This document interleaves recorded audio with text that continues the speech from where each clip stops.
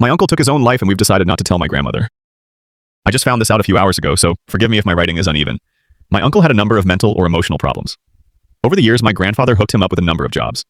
He had been a union member for over 30 years and had a number of friends in his line of work. My uncle couldn't hold a single one of them for more than 2 weeks. In more than one instance, my grandfather's connection would call him to say, "Don't bother sending your son back." That's how bad it would get. For the most part, he collected unemployment while smoking weed and playing video games in my grandparents' house. He spent a lot of their money on luxuries, a sports car that he had for quite a while, for example. He and I were never tight, and I generally felt uncomfortable around him. Anyway, he has been living with my grandmother for about 6 years. When my grandfather passed away, they had to sell the house quickly and move. In that time, he never sought a job. He would just stay home and do all the aforementioned stuff. A few months ago, my grandmother had a stroke and had to be moved to a round-the-clock nursing home.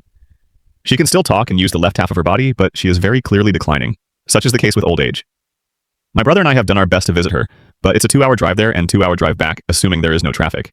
We both work demanding jobs, and my brother got married last November and is looking to have a child with his wife. Based on what my grandmother said, I don't think my uncle visited her at all. That leads to today, where my brother informed me he took his own life. In the past few months, my brother had told me our uncle was very strongly hinting that he was interested in moving in with him, my brother and his wife. This represented an extreme burden. My uncle wasn't the type of person who would be the perfect house guest and back on their feet in a few months. My brother and his wife want to have a child soon. My mom and I live together, but we're not equipped to provide what he needed. She lost almost all her money divorcing my father and is only now getting back on her feet. I'm on the autism spectrum, and I've been on anxiety/depression medication for about a decade. I was also sexually abused by my dad over the course of many years as a teenager.